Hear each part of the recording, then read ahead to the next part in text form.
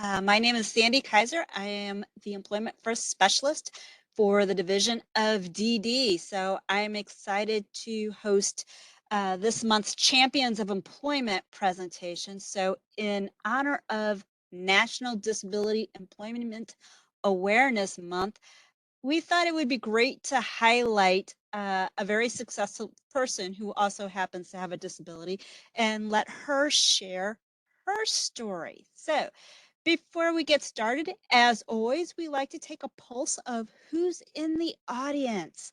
So in a moment here, you'll see poll question pop up that's asking, what is your role? Are you a support coordinator? Are you a service provider? Maybe you work for a regional office, but not in support coordination. So you might be a UR chair, part of the PR team, or some other role. Maybe you work for another state agency. So VR, Department of Higher Education and Workforce Development. Maybe you work for our behavioral health side.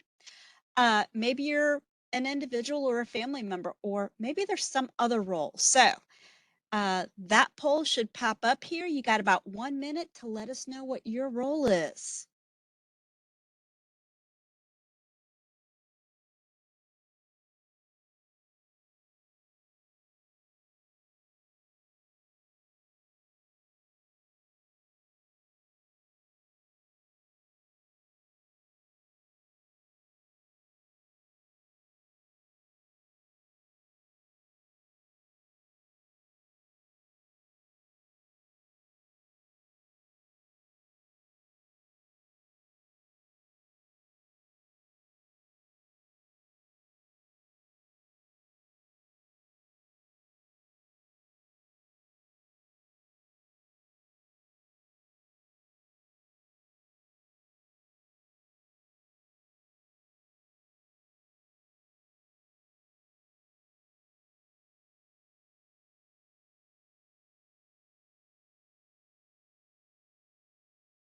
All right, our time's up with the poll, and basically the majority of people who responded said they are a support coordinator. There are a few service providers. Of course, we've got a couple of regional office employees in the mix and a few that identified as others. So thank you for joining us, and we hope you enjoy today's presentation. So introducing our guest speaker, she is one of our own. She is a Division of DD employee. She is actually our National Core Indicator Project Coordinator. So she works with our Quality Programs Unit, and she's also a PhD student. So Caitlin, Hello. tell us a little bit about yourself. Yeah. So it is so awesome to be on here today. Thank you so much. I have been with the division for 5 years. I'm also, as you said, working on my PhD studying the middle of this and independence for people with disabilities. And yeah, I'm just really excited to be here to help celebrate National Disability Employment Awareness Month. Awesome. So we're going to get in here and ask you some specific questions, and I want to invite those who are participating. As Caitlin's talking, if you have a specific question, if she says something that you would like her to go into a little bit more detail in, please put that in the chat box. And as Kat asked, please make sure that in the to box in your chat box that you're seeing either everyone or panelist, so that we can make sure that we capture all those questions and make sure that we're able to answer them as we go along. So, Kaylin, kind of starting off in that early childhood, what experiences did you have growing up that helped you in your journey to where you are today? So I had muscular dystrophy and I was diagnosed at a very young age. So my journey really started when I was a little kid. I didn't clue. I was given my school at the Special Learning Center in Jefferson City when I was 2.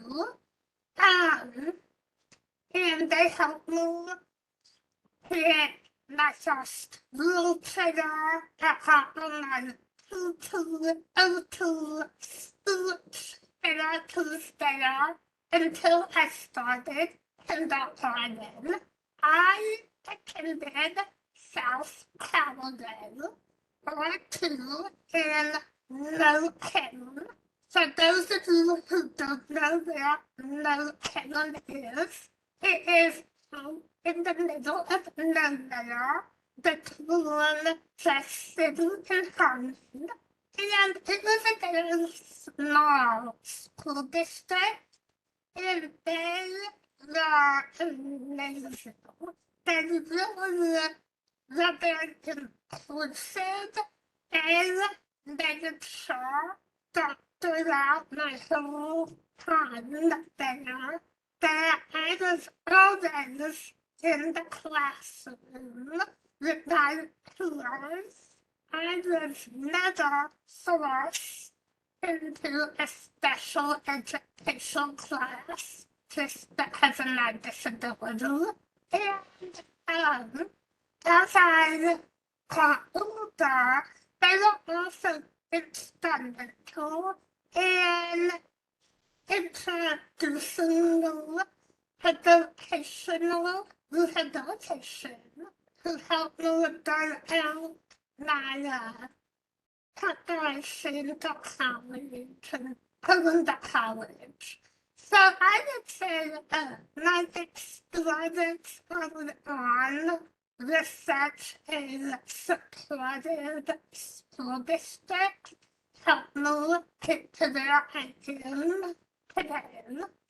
I also had an extremely supportive family and a supportive mom. My mom is awesome.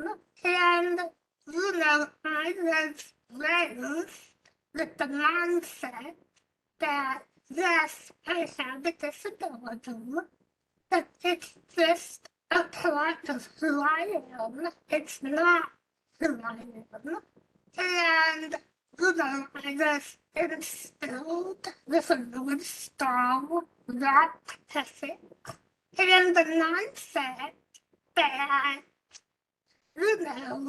I can do anything that anyone else can do. I just may have to do things a little differently. And that mindset is what really helped me get to where I am today. I love that you mentioned disability is part of you, but it's not who you are.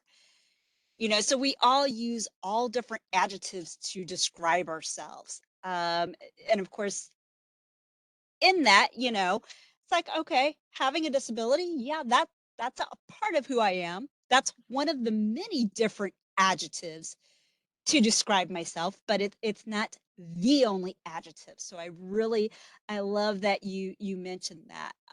And I also loved how you were talking about that you were instilled with that belief that you can do anything. So I wonder if you can kind of talk a little bit more about that, about how uh, people in your life, your mom, other family members, teachers, other key people, how their expectations helped shape you. Yeah, definitely. Well, as far as my mom and my family, the expectations were always realistic. they didn't expect the new sale avenue that I came to. But at the same time, there were still the expectations that any other kid would have. I was expected to go to school and pick good grades. I was expected, to tie my desk. I was expected to, just do the special and just really all the other things that you would expect out of a child. And that, those expectations help me, because they help me to see, okay, I do have a special set of needs. My situation is unique. But that doesn't mean that I can't excel in school. That doesn't mean that I can't have science. It doesn't mean that I can't have a normal childhood. And it doesn't want to say just nice and normal. Also within the school system, they knew that my disability was only physical and medical. So I was given the same opportunities and the same expectations as my fellow classmates. I had to do my homework, I had to get good grades, and if I wanted to go to college, I had to prepare for that, just like everyone else did. And I grew up in an environment in school and at home where I was taught to be realistic, but not let my disability limit me at the same time. That helped a lot to really shape who I am. That is great. All right. So, kind of talking about that journey, you know, just like the rest of us, it doesn't always go as smoothly as we would like it to.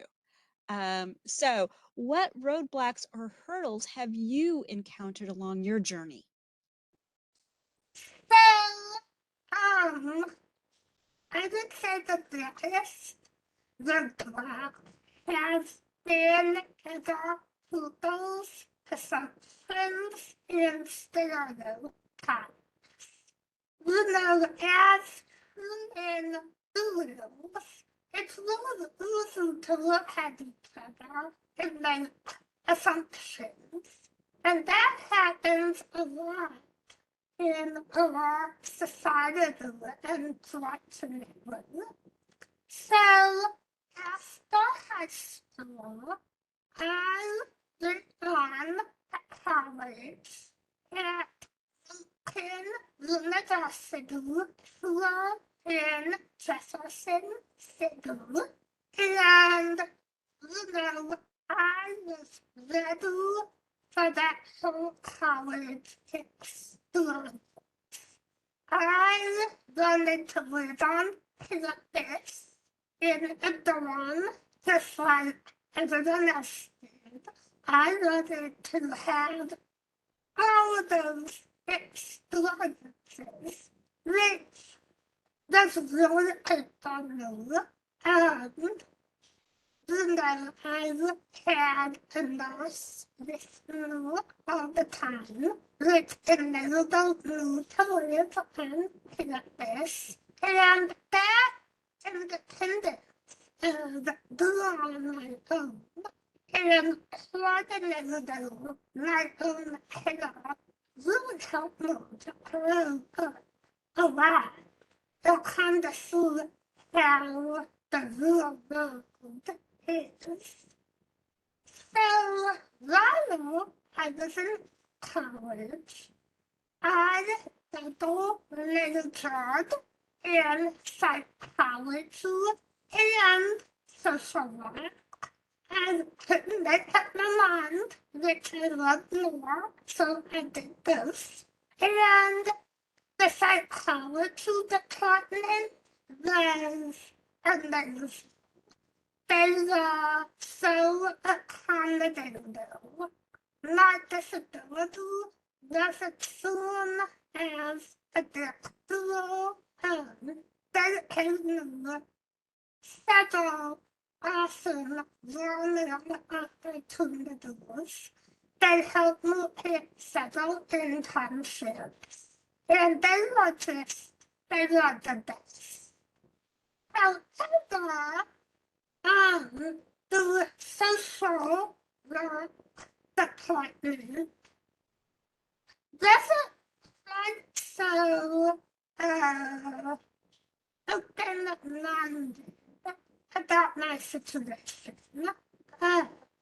When you are going to get the bachelor's in social work, the final requirement to get the degree is to do an internship.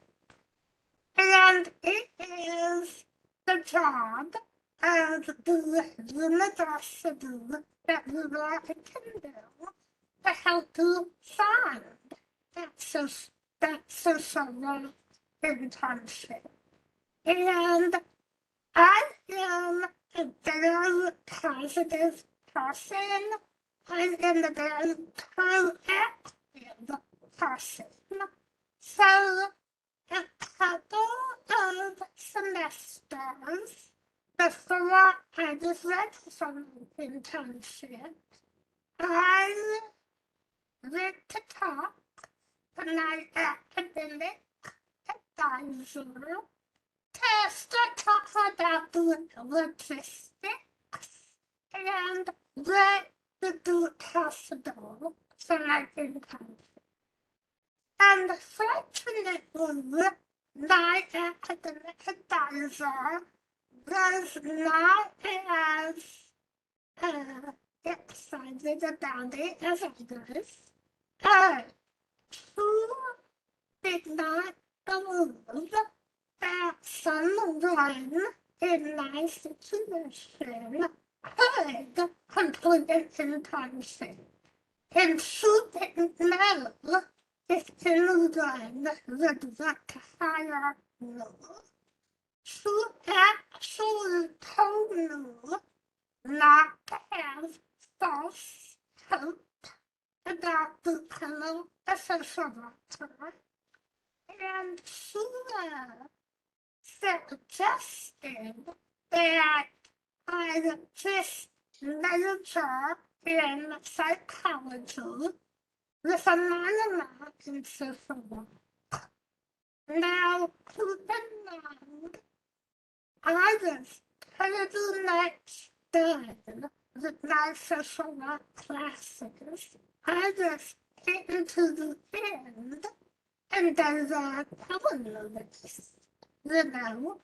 At the same time, the psychology department was finding new internships, no problem. So, let this advisor said to me, it really drove me into a dark and twisted place for a couple of days.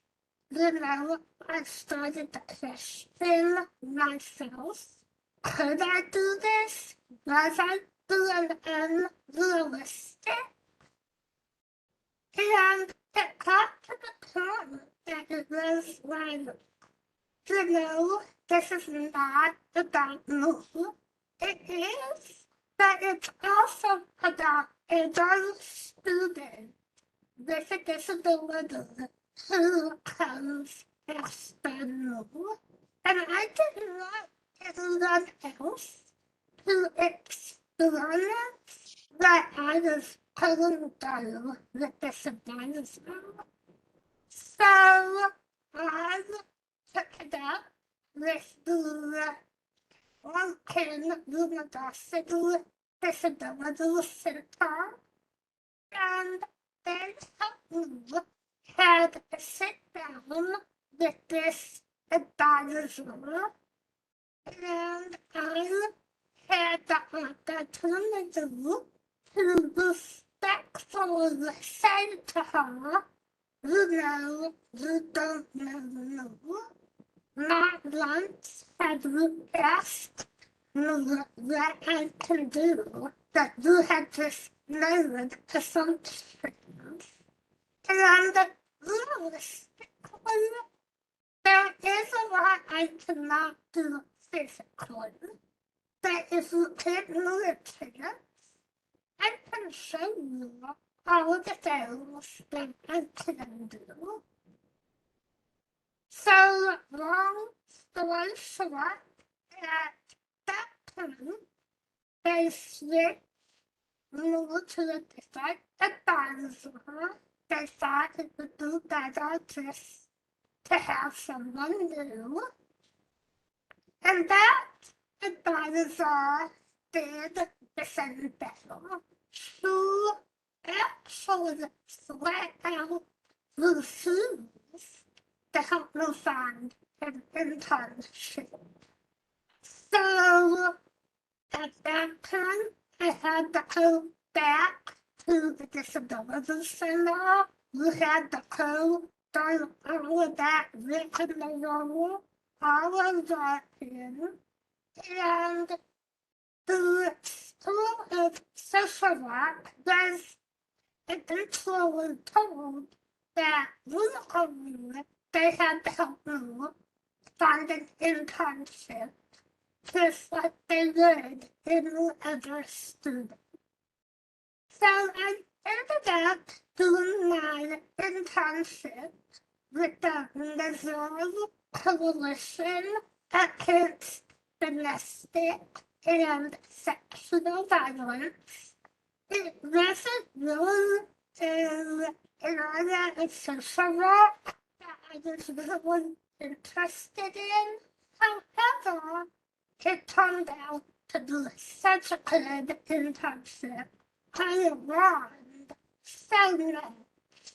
And so, the point of sharing all of that is the hardest roadblock tends to be that others assume about me, and they don't really always give me a chance to show what I can do.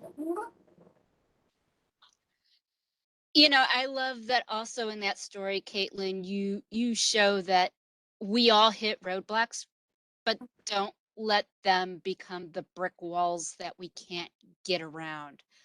And you showed, you know, they were pretty significant. I mean, you had two academic advisors that essentially weren't helping you, but you didn't let that stop you. You kept going until you finally got the help that you needed to have the internships. Um, and of course, like you said, that turned out to be even better than you expected.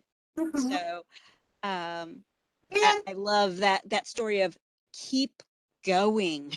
And I do just want to give a disclaimer. I love Lincoln University as a whole, and I feel nothing but good things about their social work department now. But, back then, that's what I explored. Yeah, just because it was two academic advisors doesn't mean it was the university or the whole department. It was just those two people. Yes. Yes. All right. So kind of moving forward, I know your dissertation, what you're working on right now for your PhD is a dissertation on dignity of risk. So I thought it would be really great for you to take a moment and really explain what dignity of risk is, how important it is to you, and then lastly, kind of what can we as professionals be doing to ensure that the individuals we're working with are afforded opportunities to take those risks. Yeah, absolutely.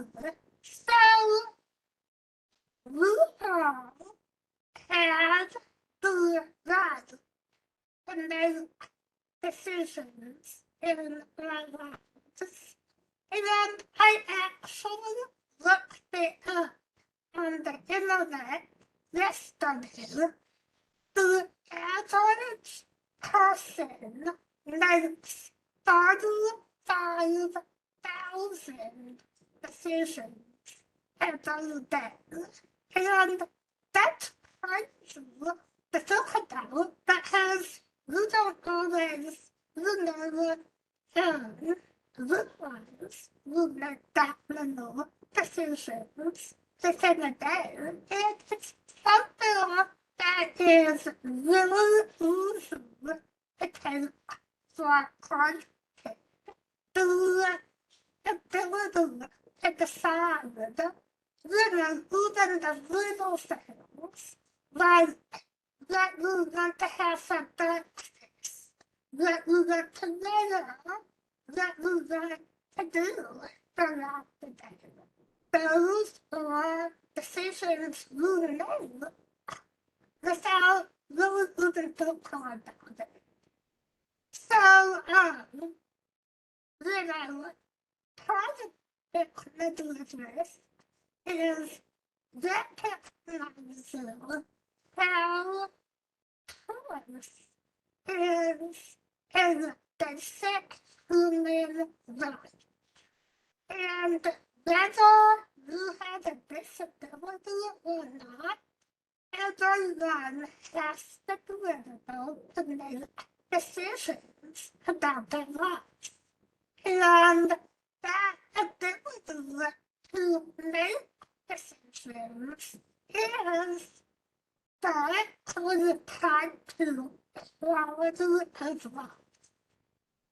So, not only do you have the right to make decisions, but you also, by making decisions, have the right to take risks. When you have to make the decision, you are able to stop and think, okay, if I make this decision, this could lead to associated consequences. And we are able to decide if the consequences are worth it or not. And if you make a mistake, you have the ability to learn from that mistake and not make that mistake again if you choose to. So that's what the middle of this is. It is able to make decisions to accept the associated consequences and to learn from your mistakes. Now, that being said, I have to add another disclaimer. The middle of this does not mean that you make dangerous decisions. It does not mean that you let someone make dangerous decisions. But it's really about finding the happy balance between safety and living your lives.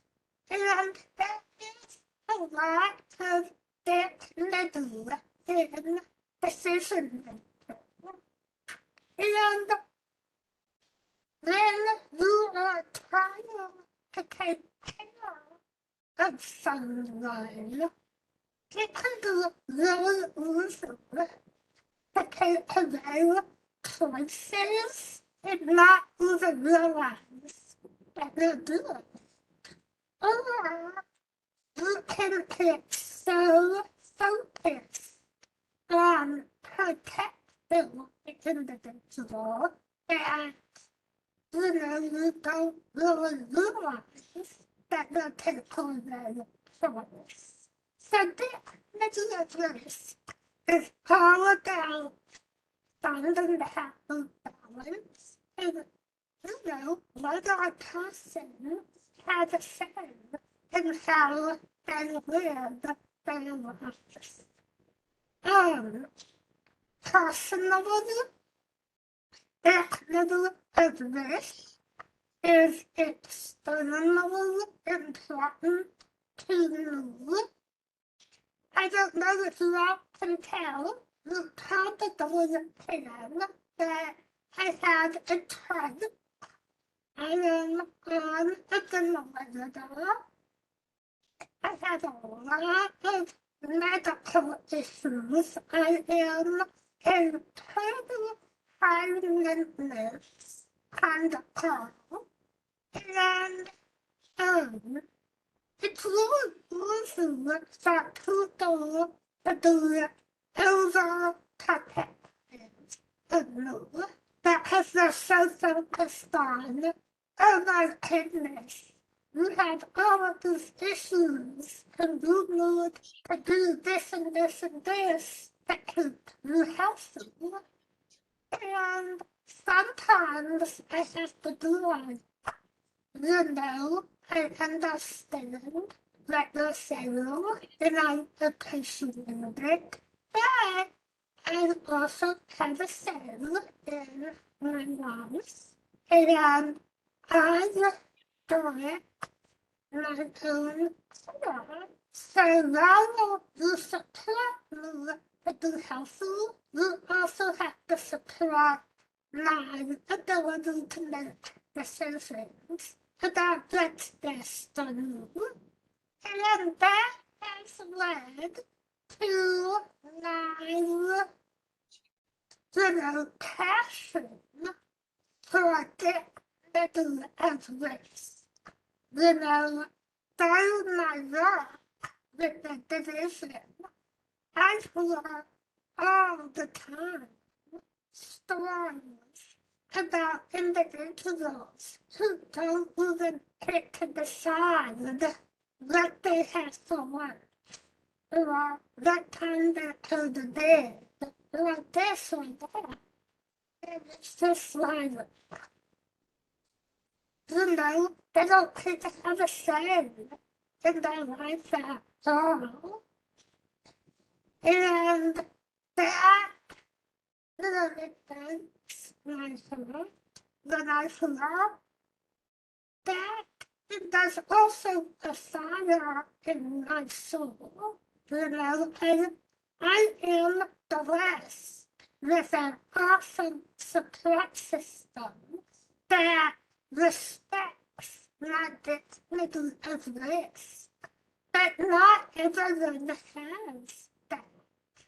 So that's why my dissertation is color to center around dignity of race and how people feel about their dignity of race. So as far as that last question, what can professionals do to ensure individuals are better afforded to take risks?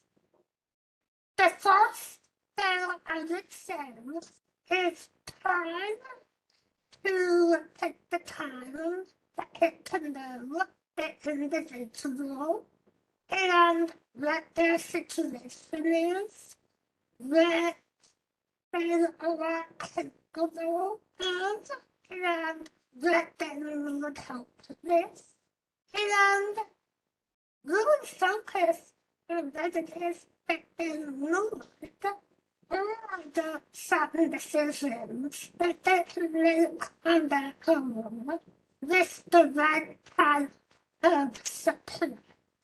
You know, is there a way for them to do what they want to do that still do sense at the same time? And always remember that everyone has the right to have the same to the best of their ability. So I hope I answered all of that. You know, Caitlin, I know when we were talking, you had mentioned that success doesn't come without failure. Yes. And oftentimes that's one of the things I hear about from parents and loved ones is they want to make sure that their loved one is successful. Mhm. Um, so of course, when I think of that dignity of risk and how you mentioned, you know, success doesn't come without failure. It's that allowing us to try something and fail at it. That it's not the end of the world. Mhm. And there is a lot of personal growth in failure. You know, failure is not fun. None of us wants to fail, but sometimes you have to fail to figure out what works. Sometimes you have to fail to figure out who you are as a person. So, again, I'm not saying that individuals should be allowed to fail in a way that's going to do lasting damage or anything like that. We all have successes, we all fail sometimes, and people with disabilities have the same right to succeed and fail and to learn from their failures, just like anyone else does. I love that. So, of course, this month, National Disability Employment Awareness Month. So, what is the significance of that? Well, personally, I think the significance of that is this getting the word out there, you know, the workforce of people with disabilities is an workforce. You know, there's a whole pool of people out there with disabilities who want to work. So I think it's about raising awareness with the employers that hey, you know, people with disabilities have a lot to contribute. And yeah, we might need certain accommodations, but that doesn't mean that you're not worthy. That doesn't mean that you don't have something to contribute. You know, you have skills and you have problems, just like everyone else does. So that's what it means on a personal level. Now, on a professional level, as you mentioned, I coordinate the National Core Indicators Project for the division, and National Core Indicators for NCI is a set of national surveys that ask about different quality of life outcomes, including employment. So I'm not gonna get into it a lot, but to put all of it in a nutshell, the NCI cycles show year after year consistently that people with intellectual and developmental disabilities and the state of Missouri have a really, really low rate of employment. However, those who don't have employment, a good chunk of those people, usually around 40%, say they would like to have a job. However, if those who don't have a job, let's say they would like one, a small percentage actually has it in their high school or their individual satisfaction as a group. So it's like, okay, you have all these people who are unemployed and they got a job, but it's not in their service you know, you kind of do something about that. So I thought disability employment awareness month hopefully helps to raise awareness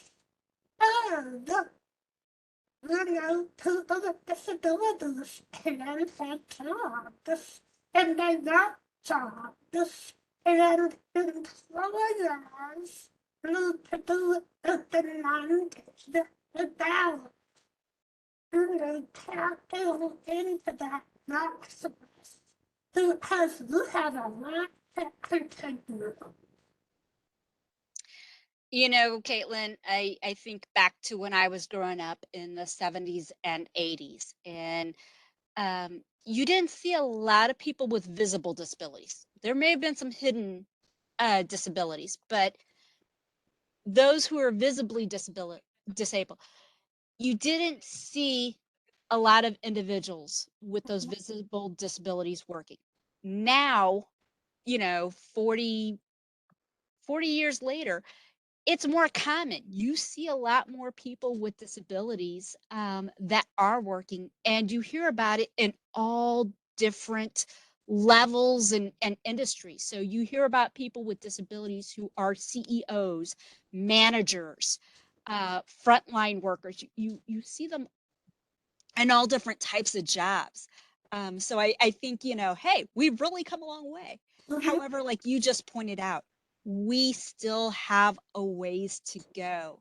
Uh, Department of Labor's Office of Disability Employment Programs, they like to track kind of the employment participation for people with disabilities. So their own stats, they'll say that about 60 to 70% of individuals without disabilities are participating in the workforce, compared to about 20 to 30% of people with disabilities participating in the workforce. So there's a big gap there. We've come a long way. We see more people with visible disabilities working and in all different types of jobs, but yet there's a big difference between non-disabled and disabled populations that are working.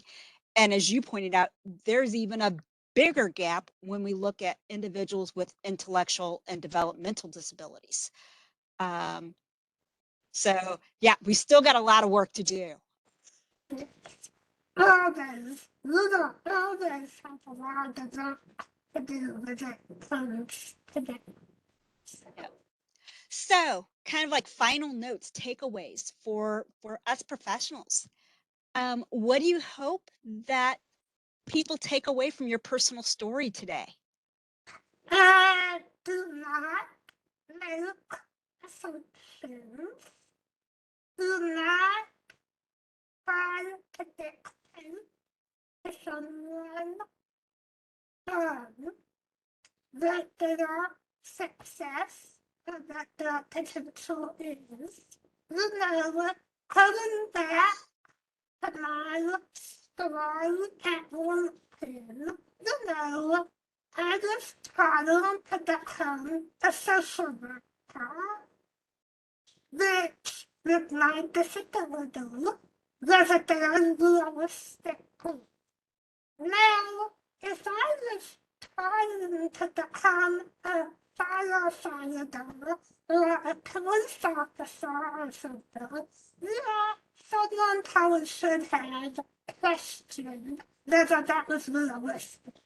But that I was trying to do was externally realistic.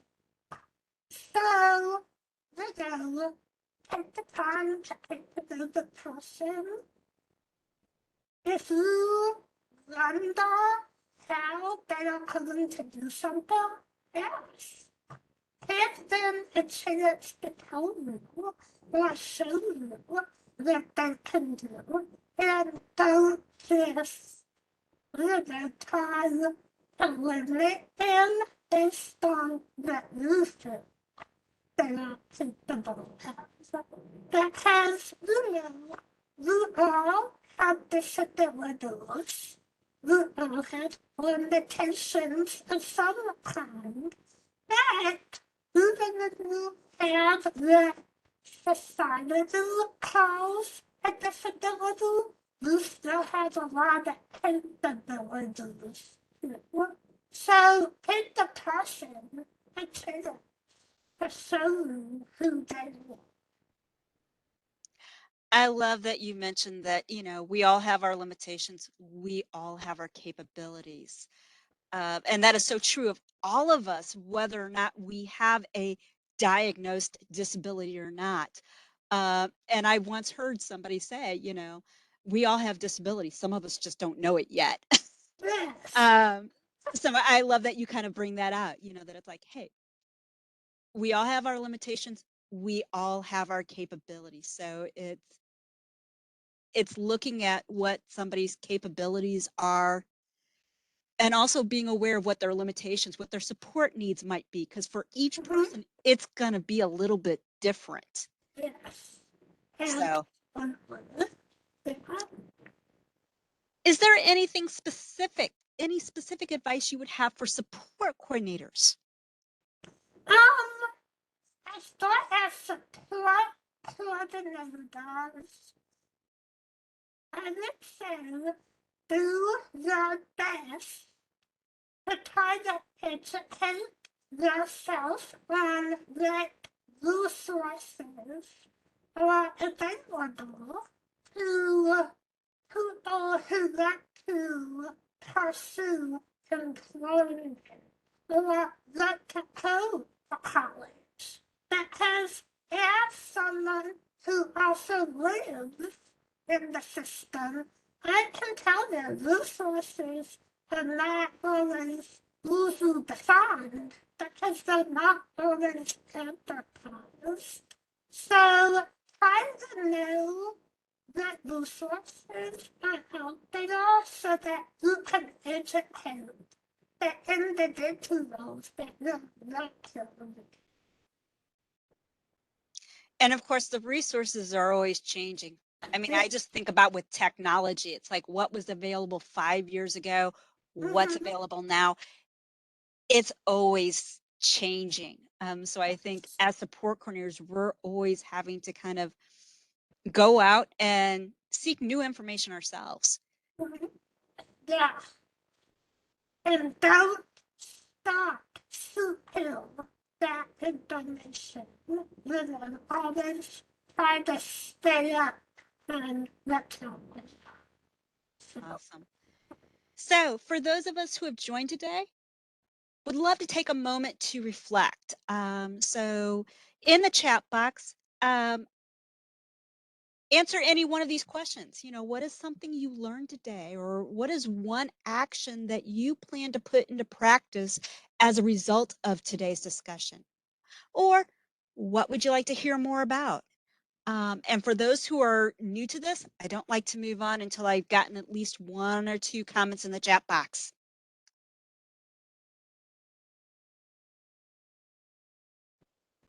On the same vein, also, if anyone has questions, I am an open book. Vessel is crosswind.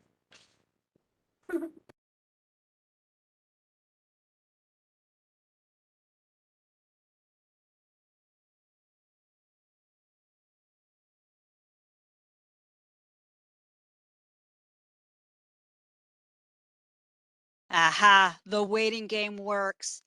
So I love, we've got somebody saying that they plan to push and encourage to keep moving forward, even when those barriers and struggles happen.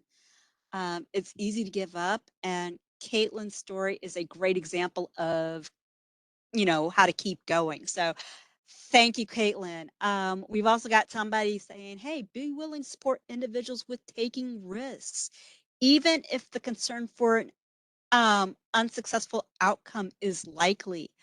Again, I think, you know, if we kind of reflect back to our own living experiences, not every one of us has succeeded at everything we've done. But a lot of times, you know, we can go back and think about maybe something we weren't quite successful in, and then what happened down the road, you know, what we learned from it and how it helped us to grow, become better, or opened up a different opportunity. So we've got somebody saying they really like the piece on dignity of risk. It's one of their favorite principles. Of course, we have somebody who said that they love that you brought up the point of those of us living with disabilities, and have been living with these systems and dealing with obstacles. It can be a great resource to help enable others, and it's important to keep up on the latest things and share our experiences. Awesome. Thank you, guys. Love it. So also giving you guys some ideas of where you can learn a little bit more. So dignity of risk. And of course, I'm going to, Caitlin, if you can get in there, NCAPPS. I'm drawing a blank. National Center for Intellectual Person-Centered Practices and Standards. Thank you. Thank you. So they have put out some information about dignity of risk, and it's actually, so that's one thing. Green Mountain Self Advocates Organization, they have put out a video of dignity risk. And then Caitlin, you also have put out some information about our Missouri Quality Outcomes, the Advocacy Engagement Report. And on page 9, you specifically talk about dignity of risk. So some great resources of where you can learn more about dignity of risk. Caitlin, are there any other resources that individuals can go to learn more about dignity of risk? Those are really the negative ones that I know. However, if anyone knows of something that I don't know about, please send it to me. Those are the negative ones. All right. And I am going to ask our guru behind the scenes, because I can't get to my box right now, my chat box. Kat, if you wouldn't mind, please put Caitlin's email address in the chat box. Is that all right, Caitlin? If individuals want to reach out to you, connect with you? Yeah. All right. Also, National Disability Employment Awareness Month. So if you're wanting to learn more, the Department of Labor has a web page dedicated to their National Disability Employment Awareness Month, learning more about the history, learning about things that we all can do to help promote National Disability Employment Awareness Month and really celebrate the capabilities of people with disabilities and how we all, as Caitlin said, we all have limitations, but we all have capabilities too. So, and finally, just a friendly reminder, we do these Champions of Employment webinars on the second Wednesday of each month from 1:30 to 2:30. So next month, November 9th, and then I think December 14th, January 11th. So there's the next 3 dates for when we will be doing these webinars. Of course, the topic changes just a little bit each month. And when you get off, please take a moment to answer the survey questions at the end of this webinar.